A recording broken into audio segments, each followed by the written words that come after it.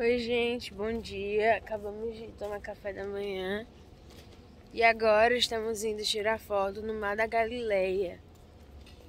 Tá todo mundo por aqui. Daqui a pouco a gente vai sair, né, pra fazer o nosso passeio de hoje. A gente vai pro culto em cima do Mar da Galileia, gente. Tirar foto aqui também com o pessoal. Vamos lá, né? No Herói de 15 não quero que a gente... O ônibus.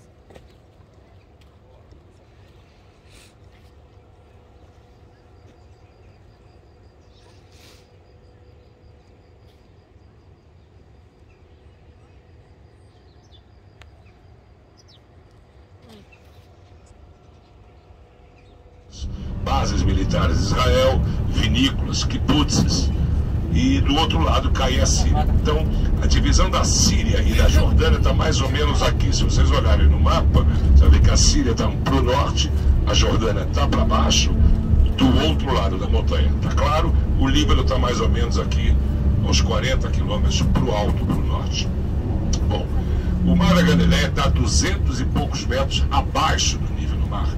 É o lago mais baixo do mundo, assim.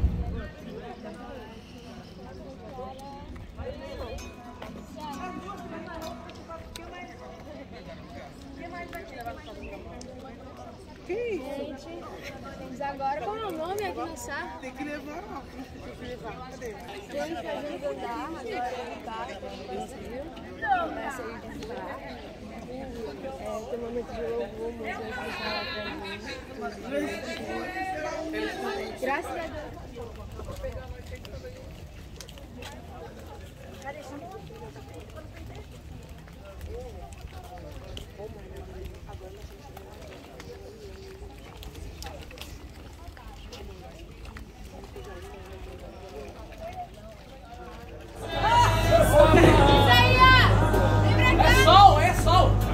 Eu vou tomar um pão.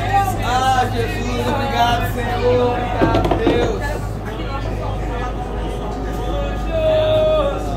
Ali é Magdala, a parte norte do lago, onde está Capernaum, milagre da multiplicação, terceira aparição de Jesus, Betsaida, Corazim, todos esses locais mencionados na Bíblia estão mais na parte norte do lago, onde Jesus circulava mais. É bom vocês lembrarem que esse mesmo visual que vocês estão tendo, Jesus também o tinha na sua época. E quando tudo passa a não fazer sentido, olho para um lado e não vejo mais motivos para continuar. O medo vem e a vontade de parar, e eu me lembro que sou um adorador, um adorador.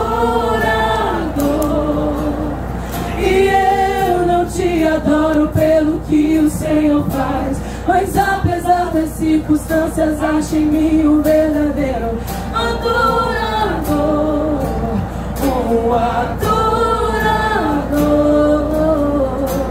Em tempo e fora de tempo, na alegria ou no sofrimento, adorarei, Senhor. E eu te adorarei.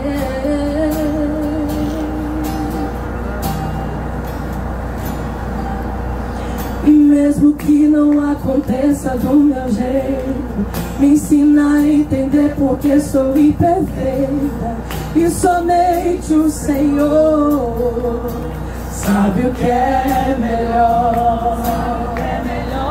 E se eu questionar o teu querer, me lembra que sou um adorador, um adorador. E eu não te adoro pelo que o Senhor faz, mas apesar das circunstâncias, acho em mim um verdadeiro adorador, um adorador. Em tempo e fora de tempo, Deus, na alegria ou no sofrimento, adorarei, Senhor.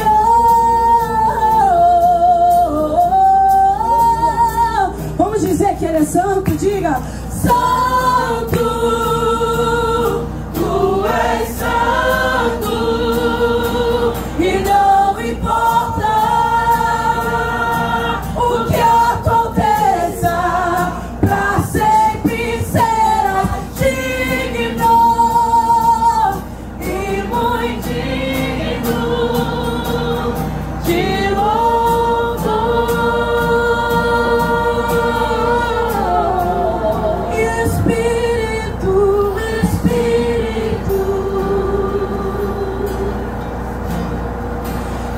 que desce como fogo.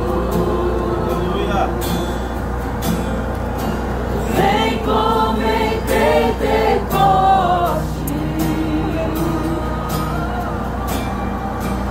e enche-me de novo.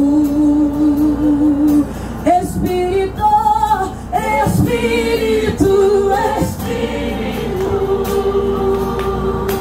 aleluia, que desce como fogo, aleluia, vem como em Pentecoste, vem e enche-me de novo.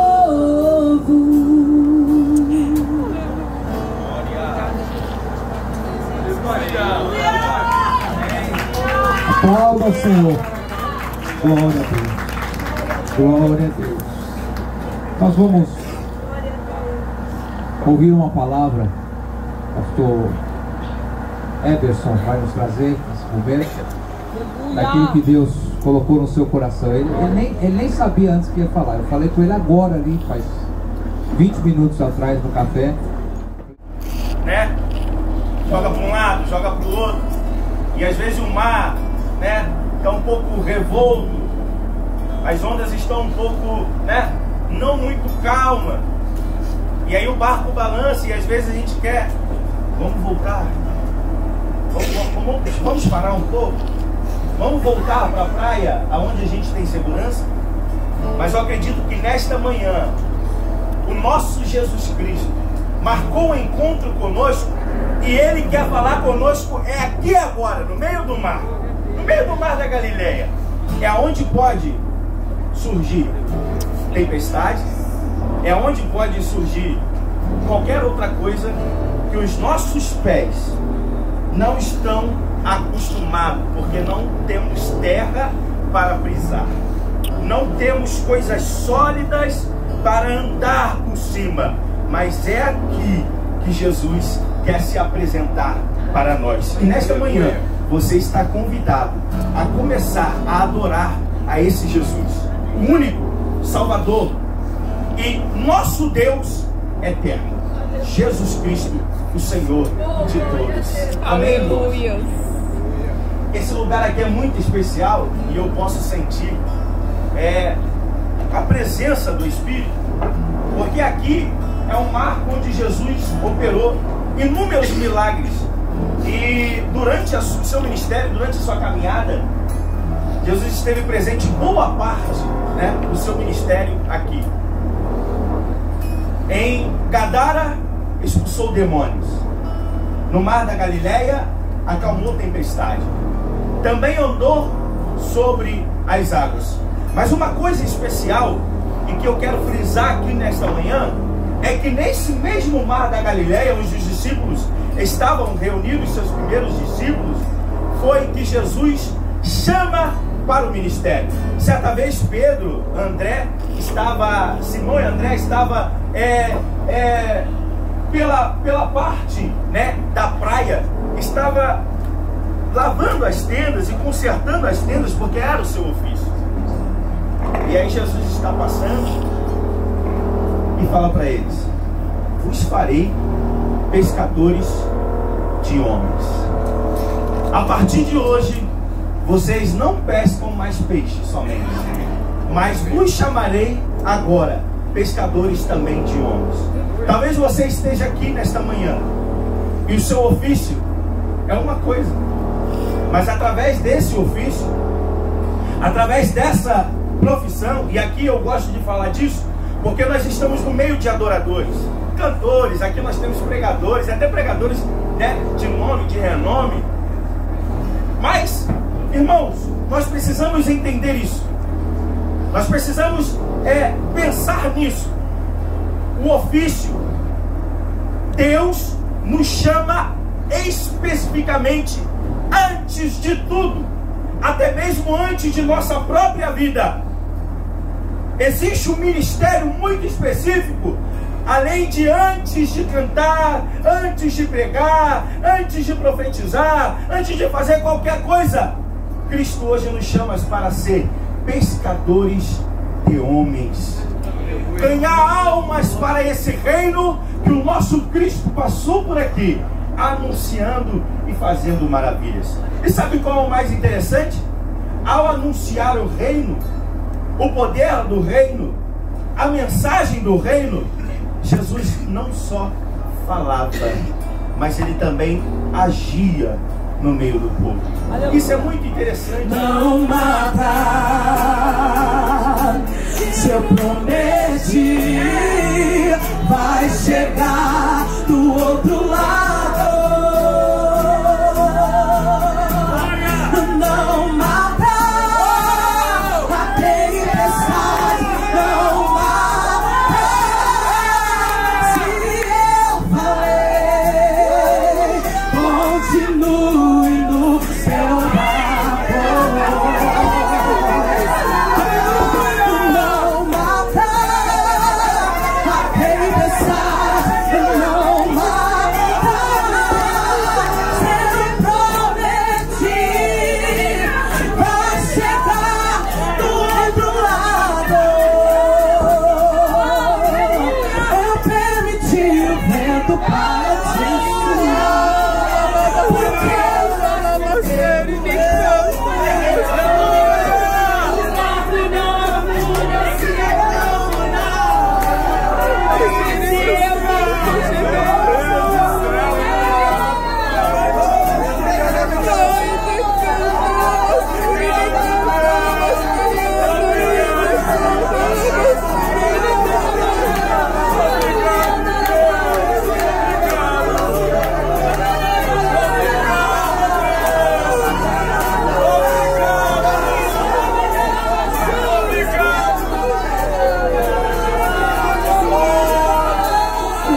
Olha só como tá o nosso rosto. Foi muito emocionante, gente. Muito emocionante. A gente tava ali no bar. Presença de Tudo Deus muito real. lindo. Presença de Jesus. Pra glória de Deus. Foi algo sobrenatural. Eu creio que eu vou sair daqui e vou contar o testemunho. Amém. Em nome de Jesus. Lindo, lindo. Gente, Reviver. tudo muito lindo mesmo. A presença do Senhor se fez presente. O mais importante de tudo aqui é a presença, que é real. É, verdade. Saber que o nosso Jesus realizou todos esses milagres aqui. Imagina o mapa que a gente comprou disso, todos os milagres. Os milagres que ele realizou aqui. Eu tenho certeza que eu tô voltando pro Brasil, pra minha casa, com o meu milagre. Em nome de Jesus. Aleluia. E foi exatamente aqui que Jesus disse assim para os discípulos: então despreocupa, o barco balança e não afunda. Então despreocupa, a tempestade não vence essa luta. Então despreocupa, vê se acalma um pouco e me escuta. Pegue os remos e vamos remar. Ninguém vai morrer, ninguém vai naufragar. Despreocupa. O kibbutz estavam andando aqui na beira do lago quando eles viram algo. Resumindo a história, era um barco, o único barco que se achou do primeiro século. No primeiro século, estamos falando da época de Jesus. E quem está dizendo que este barco está aqui dentro, no museu, que é um barco igualzinho a esse, foi um barco que Jesus andou. Mas sim, pode até ter sido, mas é um barco da época de Jesus. Se ele andou ou nesse barco não, já é outra história. Isso aqui é um pedaço original da madeira do barco que está aqui, para vocês poderem ver. E esse era o formato do barco. O barco não era muito grande, seria daqui mais ou menos até aquela porta de vidro. E esse barquinho que vocês estão vendo tem mais ou menos esse tamanho. O que sobrou do barco está aqui dentro. Eles tiveram, como ela explicou ainda agora, que içar o barco, botando essa espuma, se eu poder dizer, que fez o barco flutuar. Se você fosse içar o barco, você ia desintegrar o barco todo e quebrar o barco todo. Então, flutuando, eles conseguiram trazer o barco para cima e hoje o barco está exposto. Para vocês entenderem que essa terra não tem madeira, esse barco foi construído com 12 tipos diferentes de madeira. 12 tipos. Para construir um barquinho desse, os caras tinham que quase fazer uma concha de retalho. Então, pouca madeira. Hoje em dia, muitas das árvores que você vê em Israel foram trazidas de fora. Israel, mercadamente falando, foi o país que mais plantou árvores no século XX. E, gente, como ele falou, tem pedaços originais do barco da época de Jesus, né? Olha, só que eles tiveram que passar, colocar essa espuma em volta dele para poder flutuar, né? Acho que foi para flutuar. Deixaram aquela partezinha original, eles têm que tirar essa madeira do barco. No caso, é aquele barco ali na imagem. Estamos no local aonde Jesus falou as bem-aventuranças. E aqui os bizantinos, há 1600 anos atrás, construíram aqui essa igreja para marcar o local onde Jesus falou, né, as bem-aventuranças que está lá no livro de Mateus. Vai lá. Ok. Então se transportem a 2000 anos atrás, deixem as conversas paralelas do século 21 de lado e procure entrar nesse momento que é muito importante. Tá legal? Então, boa. Bom, não tem que ser baixinho, tem que ser alto, senão a freira vai reclamar. Famílias, a paz de Jesus para todos nós, amém? Amém. Bom, claro que são milenares, milenário que Jesus escreveu, mas eu quero que ele seja real nesta manhã para vocês, tá? Essa leitura é referente a esse local que se encontra no livro escrito pelo evangelista Mateus, a partir do versículo 1. E Jesus, vendo a multidão, subiu a um monte e assentou-se, aproximou-se dele os seus discípulos e abrindo a sua boca os ensinava, dizendo: bem-aventurados os pobres de espírito, porque deles é o reino dos céus. Bem-aventurados os que choram, porque eles serão consolados. Bem-aventurados os mansos, porque eles herdarão a terra. Bem-aventurados os que têm fome e sede de justiça, porque eles serão fartos. Bem-aventurados os limpos, os misericordiosos, porque eles alcançarão misericórdia. Bem-aventurados os limpos de coração, porque eles verão a Deus. Bem-aventurados os pacificadores, porque eles serão chamados filhos de Deus. Bem-aventurados os que sofrem perseguição por causa da justiça, porque deles é o reino dos céus.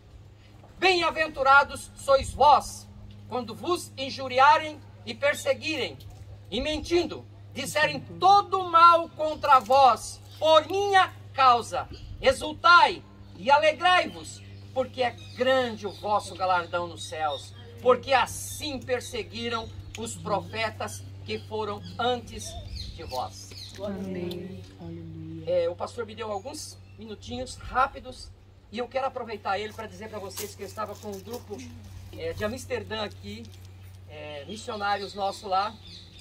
Uma mulher veio do Brasil para trabalhar de faxineira no hotel, chegou no hotel, um holandês muito rico, milionário, bilionário lá, se interessou por ela, pediu para um intérprete conversar, ela já de idade, viúva, ele viúvo, sem filhos, bom, se acertaram, para resumir bastante, se casaram.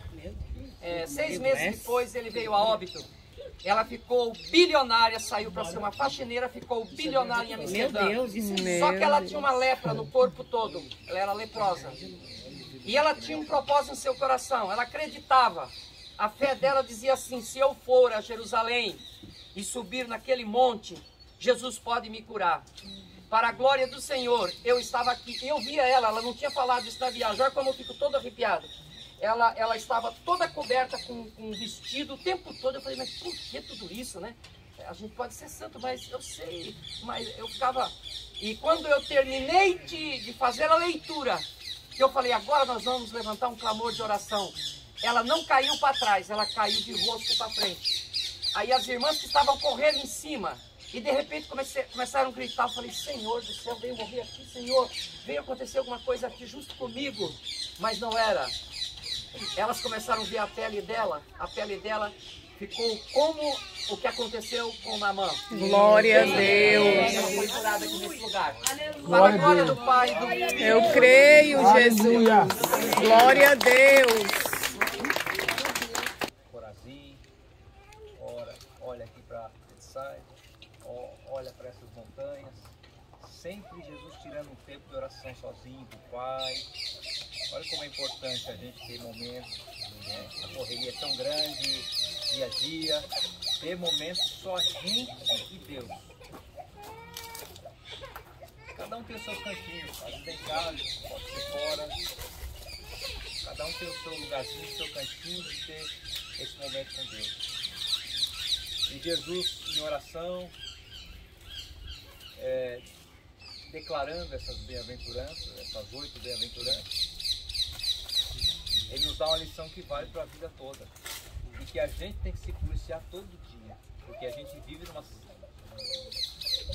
numa geração corrompida. A gente vive num mundo que está no maligno. E a gente tem que fazer a diferença. E não é fácil. É uma guerra do ego, da gente com a gente mesmo, com a sociedade. E quando Jesus fala, olha, bem-aventurados os pobres de espírito, a gente vive uma sociedade que empina o nariz. E é o eu que vale. Né? Quando ele diz os que choram, a gente vive uma sociedade que diz, não mostre fraqueza para os outros. Não mostre fraqueza não. Mostre que você está forte. Você pode estar quebrado por dentro, mas você não pode demonstrar. Tem que chegar lá no púlpito, na igreja, e mostrar que você está bem. Vou ver as primeiras obras, Senhor. Eu me arrependo, Senhor, me arrependo, Senhor, me arrependo, Senhor. Eu quero voltar ao primeiro amor, que eu quero voltar a Deus. Então, gente, foi exatamente nesse local que Jesus falou todas aquelas palavras, nos confortou sobre as bem-aventuranças. E aqui essas promessas, né, foram renovadas. A gente sabe que se nós seguimos tudo aquilo que o Senhor nos ensinou em Mateus, nós vamos ser bem-aventurados. Como eu já expliquei, o local onde, segundo a tradição, onde Jesus alimenta 5.000 pessoas, numa pedra, numa rocha que está ali dentro da igreja. Vocês vão ver quadrados de vidro que representam a primeira igreja bizantina de 1.600 anos atrás. O que quer dizer que já existe uma longa tradição de cristãos do mundo inteiro há 1.600 anos vindo a esse local fazendo o que vocês estão fazendo aqui. Vocês vão ver que o piso da igreja é original bizantino de 1.600 anos, a parte mais amarelada. Vocês vão ver que tem uma outra parte que é mais esbranquiçada, que é que eles reformaram, já que essa igreja é de 1930 e poucos. Então essa igreja, depois que foi destruída pelos muçulmanos, passou séculos, mais de 1.000 anos, totalmente soterrada. Porque quando se destrói, a primeira coisa que cai é o teto e as paredes.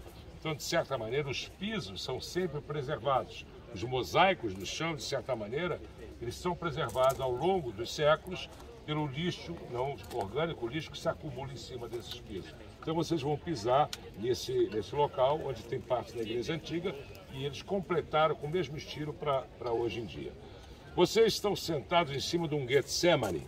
Isso é um Getsemane. Isso é a pedra de Mó, que também vocês leem na Bíblia. Esse Getsemane, o que quer dizer um Getsemane? Getsemane, prensa de azeite. Então, Shemen quer dizer azeite, Get quer dizer prensa em hebraico. Fala de novo. Getsemani, aí depende da pronúncia, você está falando de prensa de azeite. Por que lá, em Getsemane, Jesus é prensado, é esmagado, naquele momento da agonia dele. Então, as azeitonas eram colocadas aqui, um burrinho ou uma pessoa rodava e quebrava as azeitonas. Vocês estão com algumas oliveiras aqui, ó, tudo isso aqui são oliveiras. Então, você quebrava as azeitonas, daí você tirava as azeitonas aí, botava em uma outra máquina, não máquina, um negócio como esse, que amassava, era uma cesta, tipo uma cesta de vime com buraco no meio, você botava, e ali uma outra pedra mais flat, amassava e tirava o suco. E aí você tinha a primeira prensa, o que nós chamamos de azeite extra virgem, que normalmente era para o sacerdócio, normalmente era para o sacerdote, para o templo, e também era para alimentação.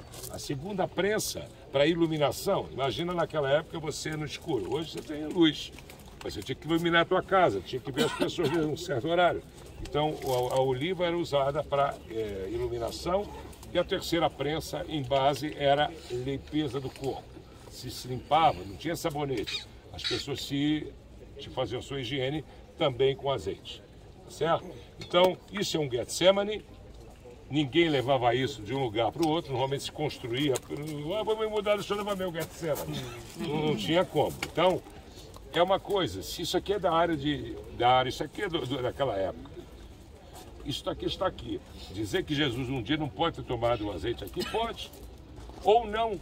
Ninguém está dizendo que ele tomou, mas se isso é daqui, desta área, Jesus vivia nessa área, por que que não? E vocês vão ver em Cafarnaum daqui a pouquinho, a poucos quilômetros daqui, muito pouco, 2 quilômetros, sei lá, um outro Getsemane. Essa era a área dele, ok? Então, vamos ver.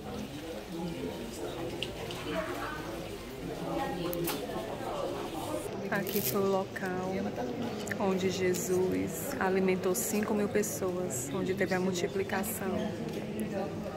Gente, nós estamos agora no local.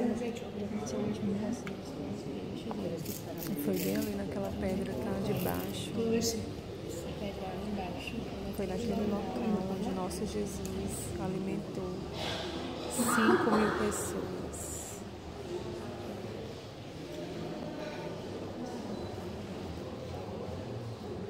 Fizeram uma igreja aqui, né?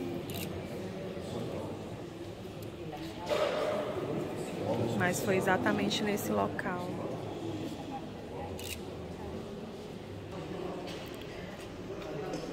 A primeira igreja nesse local foi construída há 1.600 anos atrás.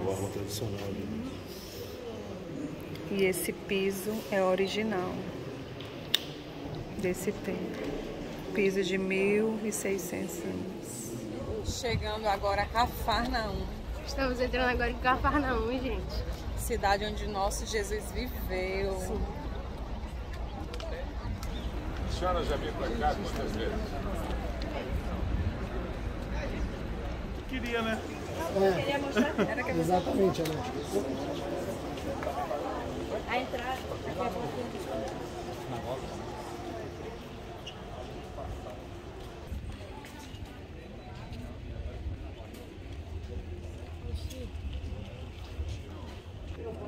Aqui não pode filmar nem gravar, não pode. Aqui era uma casa só, né? Aqui era uma casa, aqui era outra casa. Nossa. Meu Deus, ruínas das casas do tempo de Jesus. Ruína de uma construção, de uma casa. Uma casinha aqui, uma casinha ali. Ali tem toda, embaixo dessa construção. Cafarnaum, Kfar quer dizer vila, Naum é um nome próprio muito comum. Pode repetir, por favor. Por quê? Nós estamos em Capernaum, ou mais conhecido como Cafarnaum. Cafarnaum é um nome hebraico como Jesus conhecia. Jesus não ouvia falar Capernaum ou Cafarnaum. Cafarnaum, que é um nome, quer dizer, Vila de Naum, que é um nome muito comum aqui em Israel até o dia de hoje. Ok? Então nós estamos na Vila de Naum, toda essa região que nós estamos é a região de Cafarnaum, inclusive no local que nós estivemos ainda há pouco, inclusive o Monte das Bem-aventuranças, que seria esse monte aqui na nossa frente. O que nós vemos aqui no momento é uma igreja nova, de 1980 e poucos, e lá em cima vocês vão ver um quadrado de vidro, onde vocês vão poder observar a casa da sogra de Pedro, que é mencionada na Bíblia. Então prestem atenção, depois que eles saírem, vocês vão ver que ali dentro tem uma estrutura redonda. Aquela estrutura redonda que vocês estão vendo ali está circundando um quadradinho que é a casa da sogra de Pedro. Vocês vão ver lá de cima também, se quiserem. Então ali é uma igreja bizantina do IV século. Sinagoga do final do IV século, construída em cima da sinagoga da época de Jesus. É muito comum em qualquer local do planeta Terra você construir um local sagrado sobre outro local sagrado, mostrando que o outro que chegou é o da vez. Eu sou agora a bola da vez. Como, por exemplo, em Jerusalém. Vamos para uma sombra. Então, para a gente poder terminar, a sinagoga que vocês estão vendo que as pedras delas são brancas, diferente de pedras desta região que são pretas. E por que elas são brancas? Porque aqui no IV século já não existia o templo. O templo já tinha sido destruído. Então começam a aparecer as sinagogas, que a palavra sinagoga vem do grego sinagogos, que quer dizer congregação. Ok? Então aparecem as sinagogas com caráter de templos. Então essas pedras vêm de Corazim aqui em cima, que é um outro tipo de região, tem outro tipo de pedra. Então aqui já não existia o templo, então as sinagogas tinham que ter esse caráter mais de templo para, enfim, usando a psicologia humana sempre. Agora, aonde é a sinagoga mencionada na Bíblia que Jesus pregava, que Jesus ensinava? Eles falavam rabi. Naquela época quase ninguém sabia ler e escrever. Só para você imaginar, até o final do século XIX, agora, 90% quase da população mundial era analfabeta. Parênteses para o povo judeu, no judaísmo não existe analfabetismo. A chance de você achar um judeu analfabeto em qualquer local do planeta Terra é próximo de zero. Tá? Enfim. Mas enfim, e aonde é o local que é a sinagoga de Jesus? Mencionada na Bíblia. E agora, quando vocês lerem o texto que Jesus sai da sinagoga e vai para a casa de Pedro, vocês vão ver o que Jesus andou. Onde é, pastor? Olha aqui. Essa é a sinagoga mencionada na Bíblia. Por que é essa grande aqui está mencionada? Tá? Essa sinagoga está construída em cima desta. Aleluia. Como é que a gente sabe? Como os arqueologistas sabem que esta é a sinagoga de Jesus, que foi achada uma menorá, está lá, que vocês vão ver já já. A menorá é o verdadeiro símbolo do judaísmo, a menorá, o candelabro de 7 braços, que é um dos objetos que se decora a Arca da Aliança. A estrela de Davi não é um símbolo judaico, se tornou recentemente, de 2 séculos para cá. Estamos entrando agora dentro da igreja, que foi construída em cima dos restos da casa de Pedro. E a gente vai ver agora aqui de cima.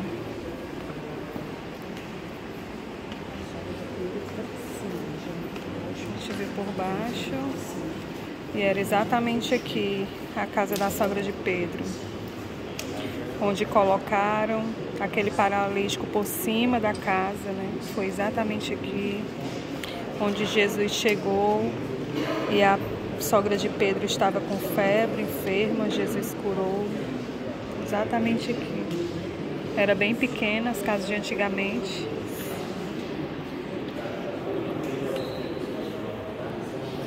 Esse quadrado aí.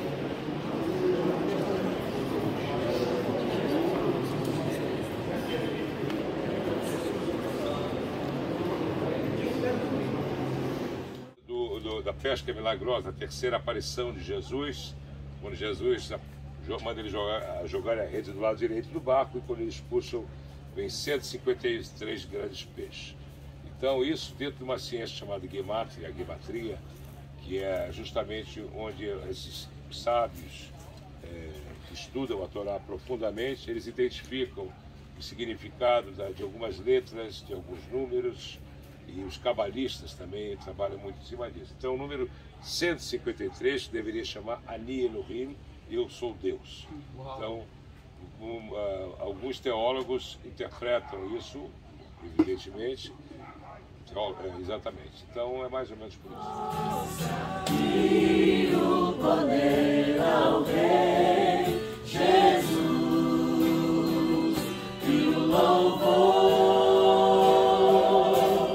ao Rei Jesus.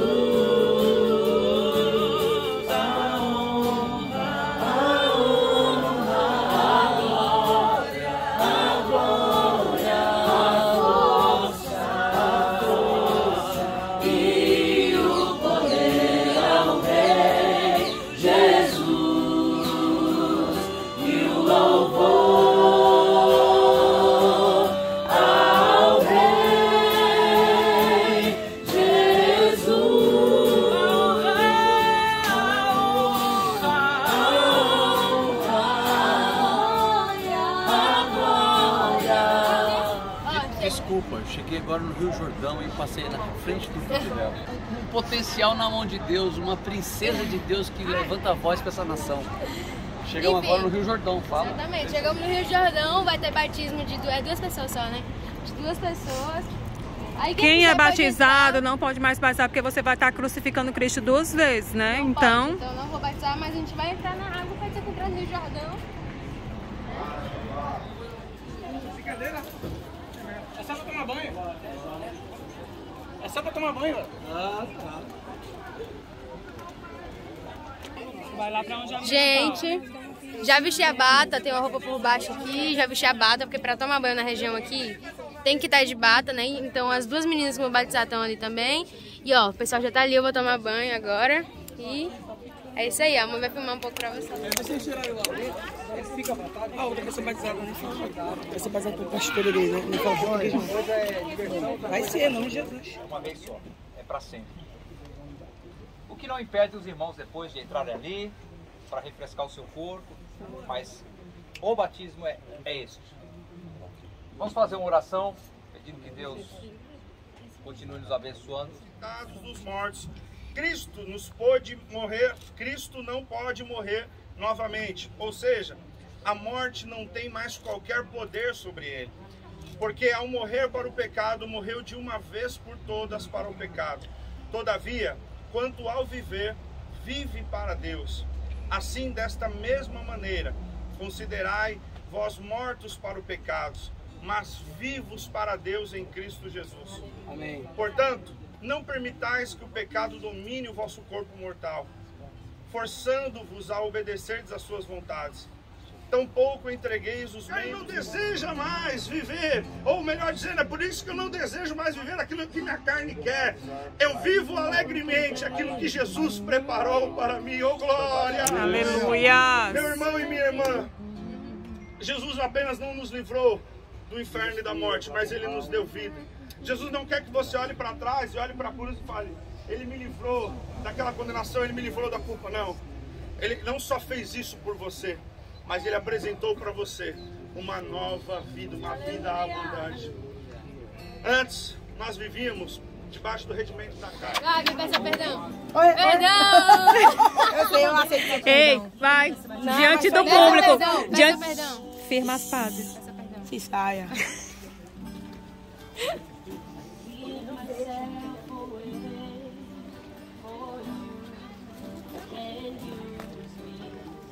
Keep myself away.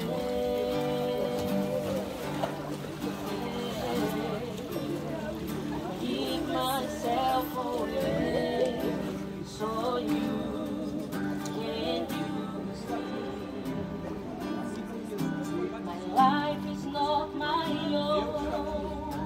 To you I belong. I give myself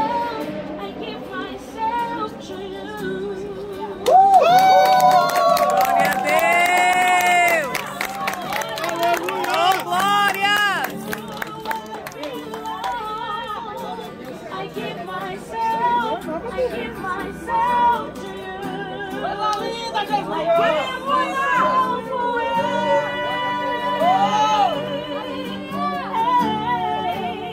I give myself away for you. A Letícia, nossa colega da Toda Music, vai se batizar hoje. Letícia e a Kelly Bianca vai se batizar aqui hoje.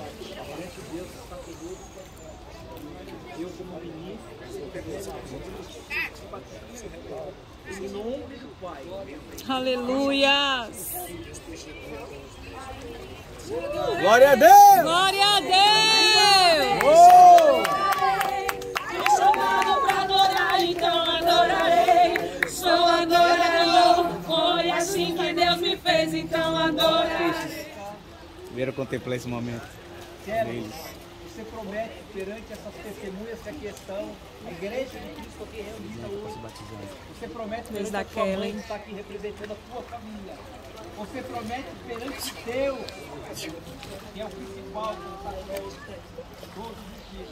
Você promete servir a Jesus todos os dias da tua vida. Todos os dias da tua vida. Então, como ministro do Evangelho de Deus, eu te batizo em nome do Pai, do Filho e do Espírito Santo. Glória a Deus! Glória a Deus!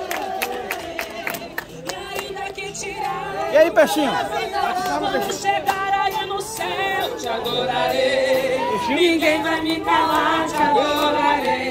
Te adorarei.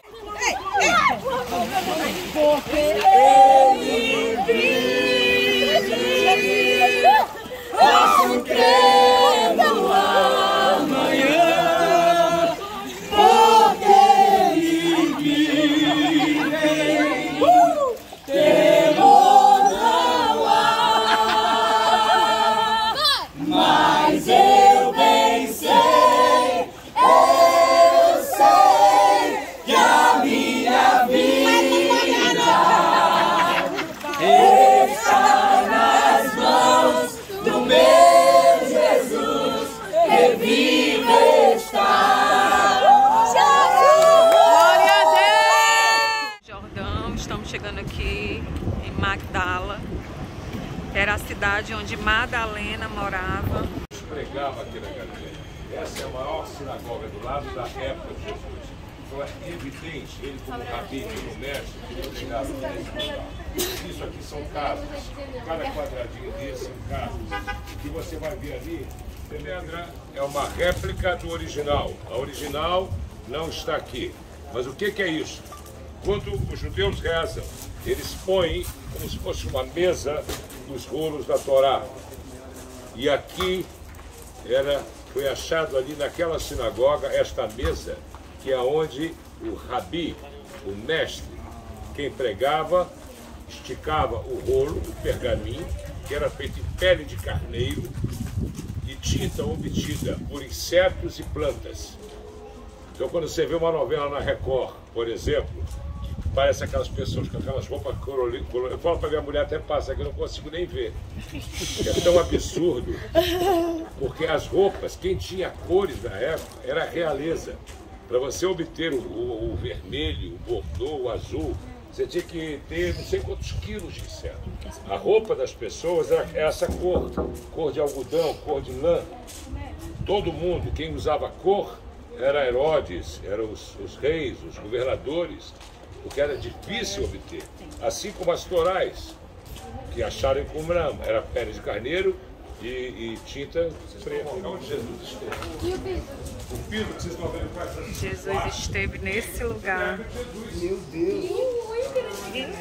Meu Deus! Não, isso é original. Jesus esteve nesse lugar. Jesus esteve nesse lugar. Ele falou, Jesus viu essas mesmas. Vocês estão vendo? Oh, Jesus!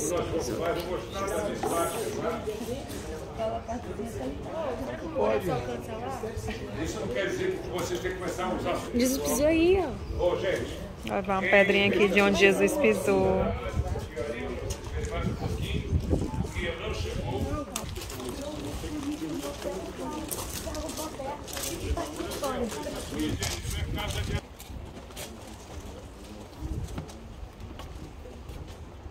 Aqui é onde fazer a purificação para poder entrar na sinagoga. Pessoal, falando alto, o pessoal vai escutar. Uma das coisas que era comuníssima na época de Jesus, quase tão comum quanto o evangélico que fala aleluia, era você se purificar. A purificação, se você vai, por exemplo, em Qumran, que eu espero ir ainda com vocês, 90% do sítio arqueológico de Qumran são piscinas de purificação. Você não podia subir ao templo de Jerusalém sem antes entrar se purificar, inclusive Jesus e os discípulos. Essas piscinas de purificação, você entrava nela por um lado impuro e subia pelo outro lado purificado. Se você encostasse na pessoa que estava descendo, na hora de subir você tinha que voltar para se purificar outra vez. Ninguém podia subir ao templo, inclusive Jesus, sem antes entrar nas mikvas. O tanque de Betesda não era uma mikva, mas em volta do templo tinham vários mikvas e também piscinas com águas milagrosas e outros tipos de piscinas. vacina.